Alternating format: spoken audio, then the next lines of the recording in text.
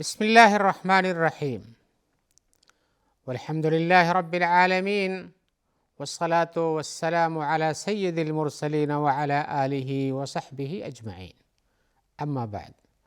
محترم ناظرین کرام، احکام دین کا پروگرام پیش خدمت ہے۔ آپ کے سوالوں کے جواب کتاب اللہ اور سنت رسول اللہ صلی اللہ علیہ وسلم کی روشنی میں دیے جائیں گے۔ تو آئیے بلا تاخیر کے اب سوالوں کی طرف آتے ہیں۔ آج کا پہلا سوال ہے، ہمارے بھائی پوچھ رہے ہیں کہ ایک حدیث کے بارے میں ہم نے سنا ہے جس کا معنی یہ ہے کہ جب اللہ تعالیٰ بندے کی ملاقات کو پسند کرتا ہے تو کیا کرتا ہے؟ جب بندہ اللہ کی ملاقات کو پسند کرتا ہے تو اللہ تعالیٰ اس کی ملاقات کو بھی پسند کرتا ہے۔ تو بتا رہے ہیں کہ اللہ اس کی ملاقات کو پسند کرتا ہے تو یہ تو موت کے بعد ہی ہوگا، بلا موت کے کیسے ملاقات ہو جائے گی زمین پہ رہتے ہوئے؟ تو کہتے ہیں کیا اللہ تعالیٰ بندے کی موت کو بھی پسند کرتا ہے کہ مر جائے؟ تو ہم جواب دیں گے کہ اللہ تبارک و تعالیٰ مومن کی موت کو پسند تو نہیں کرتا ہے۔ اس حدیث سے جو آپ نے سمجھا ہے کہ اللہ تعالیٰ اس کی موت پسند کرتا ہے، یہ مفہوم نہیں ہے، جس کو ہم بھی آگے بتائیں گے وہ حدیثوں کی روشنی میں۔ تو اللہ تعالیٰ کسی نیک بندے کی موت کو پسند نہیں کرتا ہے۔ حضرت موسیٰ علیہ السلام کے بارے میں آپ نے شاید سنا ہوگا کہ ان کے پاس جب ملک الموت آیا اور بتایا کہ تمہاری جان قبض کرنی ہے تو انہوں نے ملک الموت کو مارا تھپڑ سے، جس سے اس کی آنکھ خراب ہو گئی۔ تو لوٹ کے گیا تو اس نے کہا کہ آپ نے ایسے بندے کے پاس بھیجا جو کہ موت چاہتا ہی نہیں ہے۔ تو کہا کہ جاؤ، اللہ نے ان کی آنکھ ٹھیک کر دے، کہا جاؤ پھر ان سے کہو کہ تمہارے سامنے جو بیل ہے اس کے اوپر ہاتھ رکھو اور تمہارے ہاتھ کے نیچے جتنے بال آ جائیں گے اتنے سالوں کے لیے تمہارے لیے اضافہ کر دیا جائے گا۔ تو موسیٰ نے پوچھا اچھا اس کے بعد پھر کیا ہوگا؟ تو کہا اس کے بعد پھر موت آنی ہی آنی، تمہارے لیے جتنی مہلت دی جا سکتی تھی وہ دے دی جائے گی، اس کے بعد پھر موت آنی ہی آنی ہے۔ تو انہوں نے کہا کہ نہیں، پھر تو ابھی موت لے لی جائے، ابھی موت میں ڈال دیا جائے۔ لہذا ان کی موت ہوئی۔ پھر انہوں نے پسند کیا، جیسا کہ رسول اللہ صلی اللہ علیہ وسلم اپنی حدیث میں بیان کی، جس حدیث کو میں بیان کر رہا ہوں، یہ بخاری اور مسلم کی روایت ہے، حدیث صحیح ہے، کہ اللہ تبارک و تعالیٰ سے انہوں نے خواہش ظاہر کی کہ مجھ کو بیت المقدس سے ایک آدمی جو دور زور سے پتھر پھینکتا ہے، جتنی دور جا کے گرتا ہے اتنے دور پہ میری قبر بن جائے۔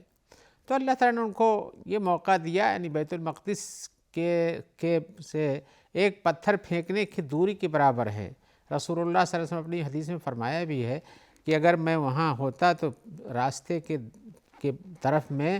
جہاں پر سرخ ٹیلے پائے جاتے ہیں، مٹی کے تودے ہیں ٹیلے، وہاں پر بتا دیا کہ یہاں ان کی قبر ہے۔ تو اس سے پتہ چلتا ہے کہ اللہ تبارک و تعالیٰ اپنے بندے کی موت کو نہیں پسند کرتا، بندہ اپنی موت کو ناپسند کرتا ہے۔ اور ایک حدیث قدسی میں آیا ہوا ہے جس کا معنی بھی آپ سن لیجئے، حدیث میں ہے ما ترددت عن شیء اذا انا فاعلہ ترددی عن نفس المومن یکرہ الموت وانا اکرہ مساءتہ۔ یہ حدیث بھی بخاری میں ہے،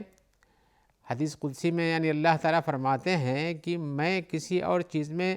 جسے کرنے والا ہوں، صرف بندے کی، اپنے مومن بندے کی موت کے بارے میں سوچتا ہوں کہ ایسا نہیں ہونا چاہیے، لیکن اس لیے کہ اسے ناپسند نظر آتا ہے۔ ہر آدمی اپنی موت کو ناپسند کرتا ہے تو اسے ناپسند نظر آتا ہے، اس لیے میں اس کو تکلیف نہیں دینا چاہتا، لیکن موت کا وقت چونکہ مقرر ہے وہ تو آنی ہی آنی ہے، اس لیے وہ موت وقت پر آتی ہے۔ اور جس حدیث میں یہ بتایا گیا ہے، جس کو آپ نے تذکرہ کیا ہے کہ اللہ تعالیٰ کی موت کو، اللہ تعالیٰ سے جو محبت کو پسند کرتا ہے تو اللہ تعالیٰ اس کی بھی موت، اس کی محبت کو پسند کرتے ہیں، یعنی اس کی ملاقات پسند کرتے ہیں، اس کو موت آ جاتی ہے۔ تو اس کا مطلب یہ ہے، یہ نہیں ہے کہ موت پسند کرتے، بلکہ یہ مطلب ہے کہ موت کے وقت جو بندہ اپنے رب کے پاس جو کچھ اچھائیاں ہیں، یعنی جس سے موت کے بارے میں آپ نے سنا ہوگا کہ جب کسی مومن کی موت ہوتی ہے تو فرشتے آتے ہیں ایسے کپڑے لے کر جس میں خوشبو ہوتی ہے، پھر وہ سب ان کی آنکھوں سے نظر آتا ہے، پھر اس کے نظر آتے ہیں فرشتے، پھر اس کی موت، یعنی اس کی روح قبض کی جاتی ہے اور آسانی سے نکل جاتی ہے، اس کے بعد اس کو لپیٹ کر لے جاتے ہیں اعلیٰ علیین تک پہنچا دیتے ہیں۔ تو ایسی صورت میں جب ان کی ان شکلوں کو جس میں خوشبو لے کے آتے ہوں اور اس کو کہتے ہیں کہ آؤ اپنے رب کی نعمت کی طرف پہنچو، تو اس کو پسند کرتا ہے۔ یہ مراد ہے موت سے، یعنی احب لقاء اللہ احب اللہ لقاءہ، یہ اس سے مراد ہے کہ اللہ تعالیٰ جب کوئی بندہ اپنے رب کی چیزوں کو پسند کرتا ہے، اللہ سے ملاقات پسند کرتا ہے، تو اللہ تعالیٰ بھی چاہتے ہیں کہ اس کی موت ہو جائے، اس کی اللہ کی ملاقات اس سے ہو جائے۔ لہذا اسی صورت میں یہ نہیں بلکہ وہ نعمتوں کو دیکھتا ہے، اس استقبال کو دیکھتا ہے، تو اسے وہ چیز پسند آتی ہے کہ ہاں ایسا ہو جانا چاہیے۔ اور ایک حدیث میں اور بہت واضح طور پر یہ بات بیان کی گئی ہے جو بخاری اور مسلم میں حضرت عائشہ کا بیان ہے۔ وہ کہتی ہیں کہ رسول اللہ صلی اللہ علیہ وسلم نے جو اس میں انہوں نے پوچھا اس سوال کو، جس سے آپ نے پوچھا، انہوں نے پوچھا اس چیز کو، تو انہوں نے کہا کہ اللہ کے رسول نے فرمایا من احب لقاء اللہ احب اللہ لقاءہ، جو آدمی اللہ سے ملاقات کو پسند کرتا اللہ تعالیٰ اس کی بھی ملاقات کو پسند کرتے ہیں۔ ومن کرہ لقاء اللہ کرہ اللہ لقاءہ، اور جو آدمی اللہ کے پاس جانے کو ناپسند کرتا اللہ سے ملاقات کو، اللہ تعالیٰ اس کو بھی نہیں چاہتے کہ ہمارے پاس اس کی ملاقات ہو۔ تو حضرت عائشہ کہتی ہیں کہ میں نے کہا یا نبی اللہ کراہیت الموت، اللہ کے نبی صلی اللہ علیہ وسلم کیا اس سے مراد موت کو ناپسند کرنا ہے؟ صرف موت کے بعد ہی وہ مرحلہ طے ہوتا ہے؟ تو یہ بات تو یہ کہ ہم لوگ سبھی لوگ اللہ موت کو ناپسند کرتے ہیں۔ تو جیسے یہ جو آپ نے کہا کہ من احب لقاء اللہ احب اللہ لقاءہ، جو اللہ سے ملاقات کو پسند کرتا اللہ تعالیٰ اس کی ملاقات کو پسند کرتے ہیں، یعنی موت کو، تو ہمیں تو سبھی لوگ ناپسند کرتے ہیں موت۔ کون مرنا چاہے؟ بلکہ دنیا کی زندگی رہتے ہیں تو اچھی زندگی اور گزارنا چاہتے ہیں، اور علاج کرتے ہیں، اور ٹھیک رہنا چاہتے ہیں۔ تو انہوں نے کہا کہ ہم میں تو سبھی لوگ موت کو ناپسند کرتے ہیں۔ تو آپ نے فرمایا لیس کذالک، جیسا تم سمجھ رہی ہو ایسی بات نہیں ہے، من احب لقاء اللہ احب اللہ لقاءہ کی حدیث سے، بلکہ آپ نے فرمایا ولکن المؤمن اذا بشر برحمت اللہ ورضوانہ وجنتہ احب لقاء اللہ، کہ آپ نے فرمایا بلکہ بات یہ ہے کہ جب مومن آدمی کو اللہ تبارک و تعالیٰ کی رحمت کی بشارت دی جاتی ہے اور اس کے راضی ہونے کی بشارت دی جاتی ہے اور جنت میں پہنچانے کی بشارت دی جاتی ہے، تو وہ اللہ سے ملاقات کو پسند کرتا ہے کہ اب تو ہمارے لیے دنیا کی مشکلات سے چھٹی پا کر اللہ کی رضامندی حاصل ہو جائے گی، اللہ تعالیٰ کی محبت حاصل ہو جائے گی اور رحمت حاصل ہو جائے گی اور جنت میں پہنچ جائیں گے۔ تو وہ چاہتا ہے جنت میں پہنچے، وہ پسند کرتا ہے اس چیز کو۔ فَأَحَبَّ اللَّهُ لِقَاءَهُ، تو اللہ تعالیٰ بھی چاہتے ہیں کہ اس کو ان انعامات سے سرفراز کر دیں، اس کی ملاقات کو پسند کرتے ہیں۔ یہ مومن انسان کے لیے ہے۔ وَإِنَّ الْكَافِرَ إِذَا بُشِّرَ بِعَذَابِ اللَّهِ، اور کافر آدمی کو جب اللہ کے عذاب کی بشارت دی جاتی ہے، میں نے بتایا تھا کہ اللہ کی طرف سے ایسے عذاب تمہارے لیے، وہ سخت اس کی ناراضگی کے بارے میں بتایا جاتا ہے، کرہ لقاء اللہ، تو وہ اللہ کے پاس جانے کو، اللہ سے ملاقات کو ناپسند کرتا ہے، وہ کرہ اللہ لقاءہ، اور اللہ تعالیٰ بھی اس کے آنے کو، اپنے اس سے ملاقات کو ناپسند کرتے ہیں۔ یہ مقصود ہے، یعنی مقصود یہاں احب اللہ لقاءہ احب لقاء اللہ احب اللہ لقاءہ سے مراد یہ ہے کہ مومن آدمی کے لیے موت سے پہلے جو اس کے جنت کی بشارت، اللہ کی رحمت کی بشارت، اللہ کے رضامندی کی بشارت دی جاتی ہے، اس سے وہ آگے جانے کو پسند کرتا ہے۔ اور کافر آدمی کو جب یہ بتایا جاتا ہے کہ تمہارے لیے عذاب ہے، اللہ کی ناراضگی ہے، تو وہ آگے جانے کو ناپسند کرتا ہے۔ اور یہی مقصود ہے حدیث کا۔ موت سے مراد یہ نہیں کہ اللہ تعالیٰ، موت تو سبھی ناپسند کرتے ہیں، لیکن اللہ کی رحمت و رضوان کو دیکھتے ہوئے اللہ کے پاس جانے کو پسند کرتا ہے تو موت اس کو آتی ہے۔ آئیے ہم کچھ اور بھی حدیثوں کے بارے میں، ایک دوسرے بھائی کا سوال ہے، وہ پوچھ رہے ہیں کہ ہم نے کچھ حدیثیں سنی ہیں اور ان کو بارے میں جانتے ہیں کہ اس کا مفہوم یہ ہے، انہوں نے مفہوم کے طور پر حدیثوں کو بیان کیا ہے۔ جیسے وہ کہتے ہیں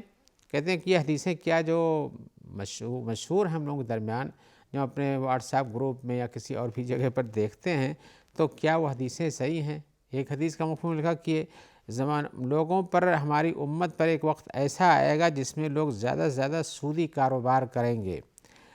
اور جو اس سے بچنا چاہے گا فَلَن يَسْلَمَ مِنْ غُبَارِهِ، تو اس کے غبار سے بچ نہیں پائے گا۔ اس حدیث کو انہوں نے حدیث کے الفاظ لکھے ہیں لیکن وہ صحیح نہیں ہے کسی حد تک۔ اور دوسری حدیث بیان کیا انہوں نے کہ میری امت پہ ایک ایسا وقت آئے گا جس میں لوگ مسجدوں کے دروازوں پر اتریں گے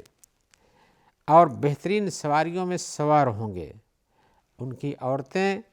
نیم برہنہ اور پہنے بھی ہوں گی لیکن ننگی نظر آئیں گی، اور ان کے اوپر اللہ کی لعنت بھیجو اس لیے کہ وہ ملعونات ہیں۔ ایک تیسری حدیث کا تذکرہ کیا انہوں نے کہ میری امت پر ایک ایسا زمانہ آئے گا جس میں ایک تر و تازہ فربا آدمی، موٹا آدمی اپنے تخت پر بیٹھا ہوگا اور کہے گا میں قرآن مجید پر عمل کروں گا لیکن سنت پر عمل نہیں کروں گا، یعنی قرآن مجید ہمارے نزدیک ثابت ہے، اسی پر عمل کروں گا، سنت ہمارے پاس ثابت نہیں ہوتی اس لیے ہم اس پر عمل نہیں کریں گے۔ یہ ساری حدیثیں کس بارے میں ہیں کہ ایک وقت ایسا آئے گا، ایک وقت ایسا آئے گا۔ ایک اور حدیث میں بیان کی ہے کہ ایک وقت ایسا آئے گا جس میں فتنے میری امت پر ایسے ہوں گے جیسے کہ تاریک رات گھیر لیتی ہے۔ اس کے اندر ایک بردبار انسان، سمجھدار انسان حیران ہو جائے گا، صبح کو وہ مومن ہوگا، شام کو کافر ہو جائے گا۔ اتنی پریشان کن چیزیں اس کے پاس فتنے پہنچ جائیں گے کہ صبح مومن، شام کو کافر ہو جائے گا۔ اور رات آدمی صبح کو کافر ہوگا اور شام ہوتے ہوتے مومن بھی ہو جائے گا۔ اس میں صورتحال کیا ہوگی کہ آدمی لوگ اپنی دنیا کو، اپنے دین کو دنیا کے بدلے میں بیچ دیں گے، یعنی دنیا ملتی ہے تو دین کو جانے دو، یہ صورتحال ہو جائے گی۔ تو یہ پوچھ رہے ہیں کہ کیا اس قسم کی جو حدیثیں ہم کو سنائی جاتی ہیں، بھیجا جاتا ہے واٹس ایپ گروپ وغیرہ میں، اس کے علاوہ میں، تو کیا یہ سب حدیثیں صحیح ہیں؟ تو پہلے تو ہم یہ کہیں گے کہ حدیثوں کے الفاظ کو صحیح طور سے نوٹ کرنا چاہیے،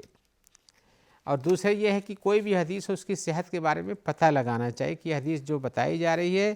کیا وہ صحیح ہے یا صحیح نہیں ہے۔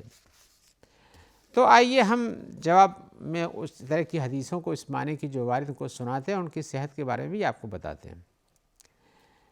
ایک حدیث میں آیا ہے کہ لوگوں پر ایک ایسا زمانہ آئے گا جس میں وہ سود کھائیں گے، اور جو نہیں کھائے گا اس پر بھی سود کا اثر پہنچے گا۔ حدیث کا لفظ ہے فَمَن لَّمْ يَأْكُلْهُ أَصَابَهُ مِنْ غُبَارِهِ، جو بھی نہیں بھی کھانا چاہے گا تب بھی اس کے پاس اس کا کچھ نہ کچھ غبار پہنچ ہی جائے گا۔ اور ایسے کہ دوسری روایت میں آیا ہوا ہے جو نسائی ابو داؤد وغیرہ میں ہے کہ لوگوں پر ایک ایسا زمانہ آئے گا لا يبقى أحد إلا أكل الربا، کوئی بھی نہیں بچے گا یہ کہ سود کھائے گا۔ فَإِن لَّمْ يَأْكُلْهُ أَصَابَهُ مِنْ بُخَارِهِ، اگر اس کو نہیں کھانا چاہے گا تب بھی اس کا کچھ دھواں اس کو پہنچ جائے گا۔ اور یہ حدیثیں جو ہیں یہ صحیح ہیں۔ زہری نے کہا صحیح ہیں اس معنی میں کہ روایت ہے، لیکن اس معنی کی بات صحیح ہے کہ سود کھانا حدیث میں منع ہے، لیکن جس طرح کے الفاظ یہاں بیان کیے گئے ہیں اس میں ایک روایت ہے حسن بصری کی جو ابو ہریرہ سے روایت کرتے ہیں، اور حسن بصری کے ابو ہریرہ سے سننے کے بارے میں اختلاف ہے کہ انہوں نے ابو ہریرہ کو پایا ہو اور ان سے روایت کی ہو، یعنی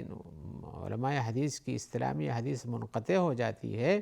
لہذا وہ قابل عمل نہیں ہے اور اس حدیث کو لوگوں نے ضعیف قرار دیا ہے۔ اب اسے عمومی طور پر سود کے کھانے کے بارے میں قرآن میں، حدیث میں بہت شدید ممانعت ہے جس کے بارے میں آپ جانتے ہوں گے، لیکن یہ کہ ایسا زمانہ ہے جس میں سود سے کوئی بھی نہیں بچے گا، کچھ نہ کچھ غبار اس کو پہنچے گا ہی، اس طرح کے الفاظ کے ساتھ جو ہے یہ حدیث صحیح نہیں ہے۔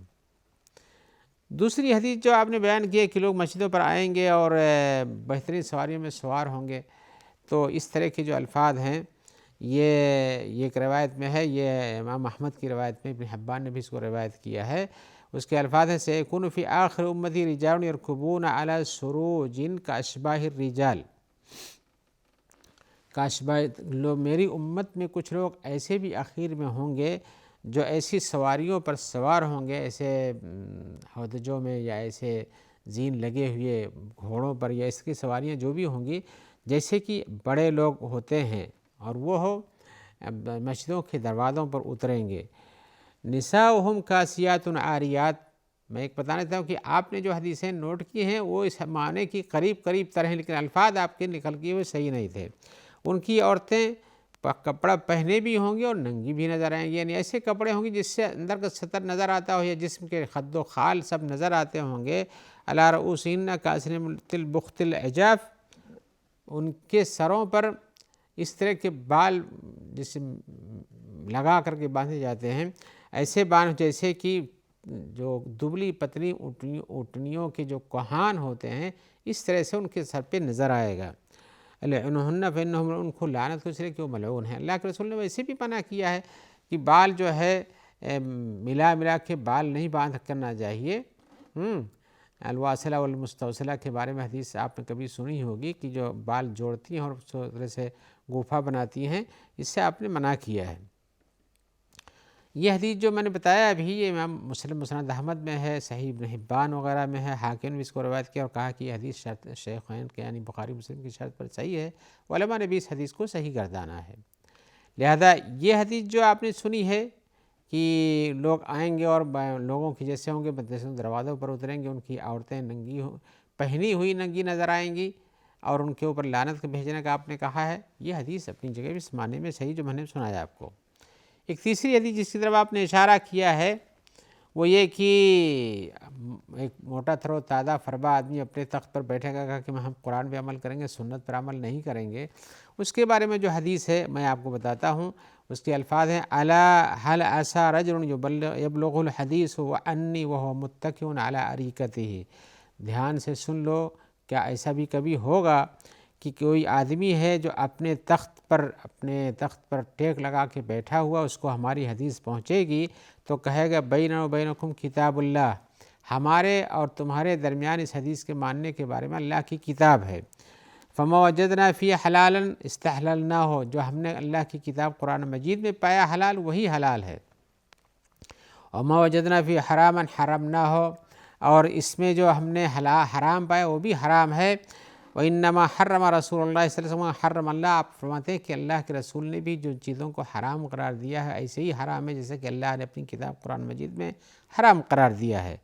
یہ حدیث امام مسند احمد میں ہے اور یہ بھی صحیح ہے۔ اس طرح کی ایک حدیث اور بھی ہے جس میں یہ ہے کہ فتنے، جس کو آپ نے فتنہ جیسے رات کی تاریکی طرح سے لوگوں کے گھروں کو گھیر لیں گے اور آدمی صبح مومن شام کو کافر، شام کو مومن صبح کافر ہو جائے گا، یہ حدیث بھی مسلم شریف کی ہے۔